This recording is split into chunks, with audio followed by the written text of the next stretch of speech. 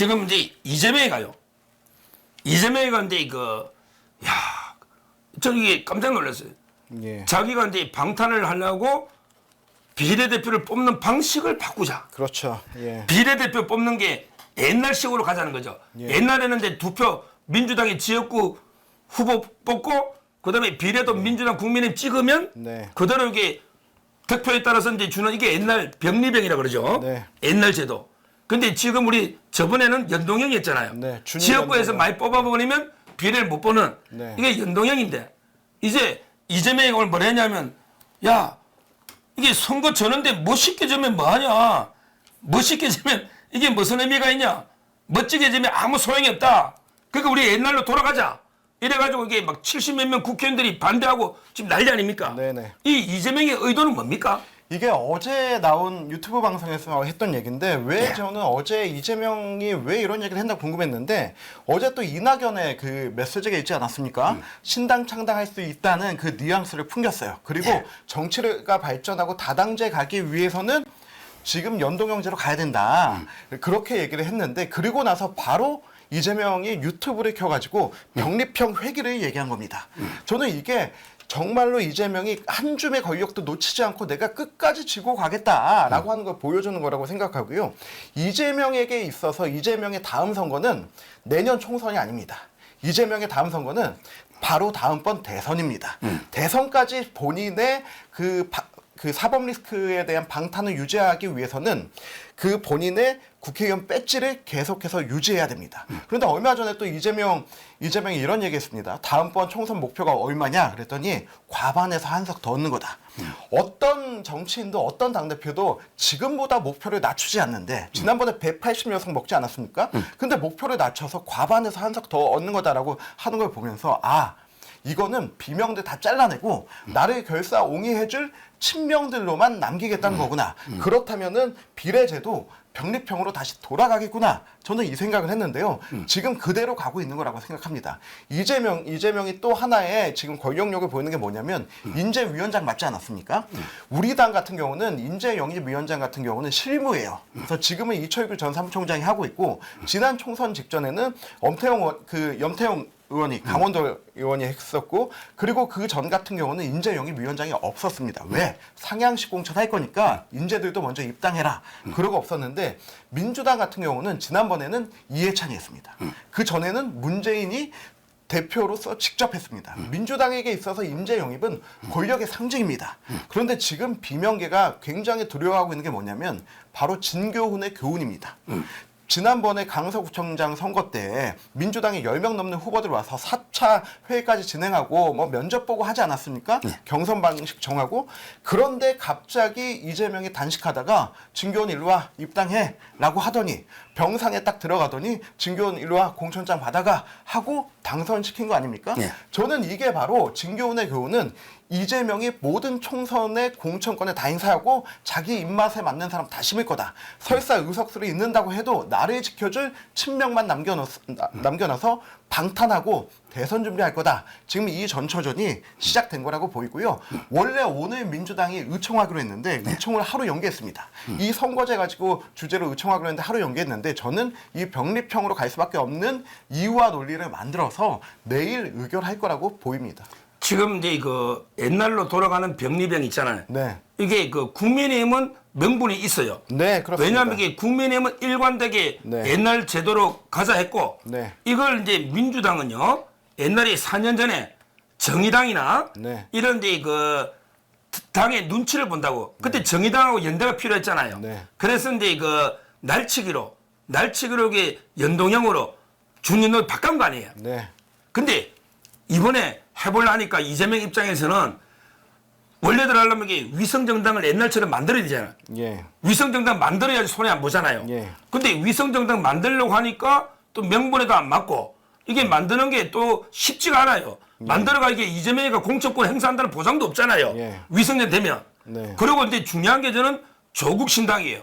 예. 조국이나 이자들이 신당 만들어 놓가 우리가 위성정당을 하면 이재명으로서는 이게 곤란하거든요. 네. 자기가 옛날 제도로 가야지 비례도 내가 공천하고 네. 그다음에 지역구도 내가 하고 네. 내가 담을 수 있는데 만약에 위성정당으로 가면 욕도 더 먹겠지만 조국이당이나 이쪽으로 많이 간단 말이에요. 네. 그래서 저는 아마 이재명이가 자기 욕심 때문에 네. 옛날로 병립으로 가자는데 근데 문제는 이탄희부터 네. 이탄희부터 이게 강력하게 반발하고 있어요. 네. 이탄희가 나 용인정 던지겠다 이러면서 이게 옛날로 돌아가면 안 된다. 이게 서명한 게 지금 70 몇 명 완전히 당이 두 조각 났거든요. 네. 저는 이렇게 되면 거의 민주당이 쪼개지지 않을까요? 저는 그리고 이재명이 병립형을 선택할 수밖에 없는 이유가 하나 더 있다고 봅니다. 왜 그러냐면 우리 원희룡 장관이 얼마 전까지만 해도 이 전철 이런 데서 빈대 잡다가 갑자기 이재명 잡는다는 얘기가 나오지 않았습니까? 예. 그런데 원희룡 장관이 진짜 인천 계양으로 가면은 이재명 대표는 조금의 자기가 떨어질 수 있는 5% 10%의 가능성도 감내하지 못하고 자기가 비례대표로 갈 겁니다. 그런 그 퇴로를 만들기 위해서 병립형 갈 것 같고요. 그리고 민주당은 지금 이제 완전히 양분 나가지고 이 싸움을 하고 있는데 저는 여기에서 민주당을 보면서 굉장히 안타까운 게 뭐냐면 원래 매번 총선 때마다 40에서 50%의 국회의원들이 갈립니다.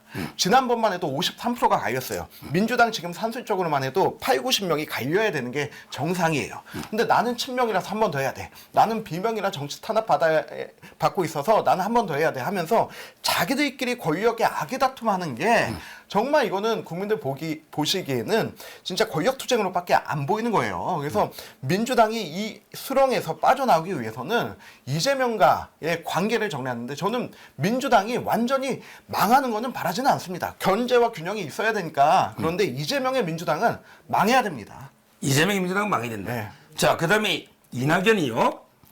이낙연은 근데 저는 이게 답답해요. 제가 요즘 이게 만보 걷기 때문에 많이 걷거든요. 근데 걸을 때마다 이게 막 낙엽이 쌓인 거 보면 이게 낙연이가 생각나더라고. 낙연이가. 이낙연이가. 정말 이게 뭐 낙엽 따라 가버린 사랑도 아니고 이 이낙연이가 이제까지 그냥 엄중하고 신중하게 지켜만 보다가 이제 와서 이게 이제 버스는 떠나려는데 이제 와가지고 이게 강경 발언을 쏟아내고 있는데 네. 뭐냐면 이게 이낙연이가 자기 이제 그 싱크탱크가 연대와 공생, 네. 연대와 공생 이런 싱크탱크의 이제 그 토론의 기조 연설을 한 거죠. 네. 거기서 뭐냐면 이게 그 민주당은 오랫동안 지켜온 가치나 품격을 잃었다. 네. 도덕적인 감수성이 무뎌지고 어쩌다 정책을 내놔봤자 이재명의 사법 리스크에 가려버린다. 네. 그리고 이게 이제 자기 진로를 논하면서 나는 이게 어떤 길이라도 갈 수 있다.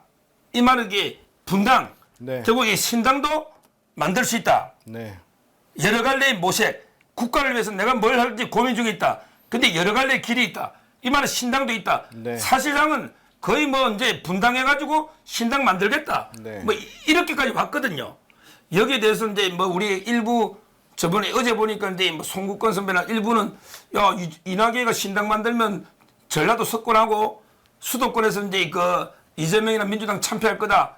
뭐 이렇게 예측하는 분도 있고. 네. 근데 제가 보기에 뭐 이낙연 신당이 저는 크게 성공하기는 어렵다. 이렇게 개인적으로 보고 있고 다만 이제 수도권에서 계속 후보를 내면 네. 확실하게 이준석이 신당은 국민의힘도 뺏어먹고 민주당도 많이 뺏어먹어요. 이준석 신당은. 근데 이낙연 신당은 민주당 표만 뺏어먹죠. 네. 우리 국민의힘을 지지하다가 나 이낙연 찍으러 갈게. 이낙연 지지하는 사람 없단 말이죠. 네. 저는 이낙연이가 신당을 만들면 그 자체로 성공하기는 어렵지만 네. 그렇지만 이게 민주당이 대분열되면서 상당히 국민의힘의 호재가 아닌가 네. 이렇게 봅니다. 예. 이낙연 대표도 신당 만든다 얘기하고 조국도 만든다 얘기하고 그리고 누구야 우리 송영길도 신당 만든다 얘기하고 아주 신났습니다. 예, 신당 만드는 게 뭐 그렇게 쉽고 좋은 건지 모르겠는데 근데 저는 이 사람들이 지금 보고 있는 게 이게 선거제가 원래 이낙연이 맨 처음에 대선 공약이 뭐였습니까? 완전 연동형으로 가서 다당제 확립시키겠다. 이거를 그래도 조금이나마 지키지 않을까라고 하는 그 막연한 인간적인 기대를 건 것 같은데 이재명은 그럴 사람이 아니죠. 왜 그러냐면은 본인의 또 대선 공약이자 늘 얘기해왔던 불체포 특권도 안 지키지 않았습니까? 계속해서 방탄만 일삼지 않았습니까? 그래서 저는 이런 부분에 대해서는 이제 이재명에 대한 기대는 저버리고 진짜 신당을 할 거면은 조국도 만나고 이낙연도 만나고 성영이도 만나서 크게 한번 해봐라. 그래서 정말로 대안 세력이 되려면 그렇게 하는 거고 그렇지 않고서는 지금 아직도 간 보고 있는 게 뭐냐면 전부 다 12월 중순 이후 뭐 이준석은 12월 27일 얘기하잖아요. 이게 뭐 신당 창당의 어떤 기준과 뭐 세력의 합리하고 이게 아니고 이게 선거제 개편안의 확정을 기다리고 있는 겁니다.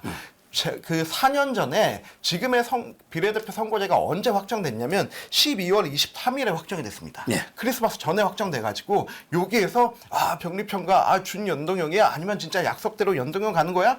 이것만 지켜보고 있을 거라고 생각하고요. 여기에서 저는 정의당의 교훈을 다시 한번 살펴봐야 됩니다. 왜 그러냐면 지난번에 정의당이 연동형 100% 연동형 간다 그래서 250에 50석 비례 나누면 이때 산술적으로 정의당이 한 25석 가져간다는 계산이 나왔어요. 그래서 정의당이 거기에 깜빡 속아가지고 검수완박 해준 거 아닙니까? 국회 완전 난장판 만들어 놓고 그런데 어떻게 했습니까? 직전에 가가지고는 그 준연동형에 캡 딱 씌워놔서 정의당 결국 5개 가져가지 않았습니까? 저는 민주당은 권력의 화신이 되어 있는데 근데 거기에 수문장이자 주인이 이재명이라면은 절대 자기들에게 손해갈 거 단 하나도 하지 않을 거다.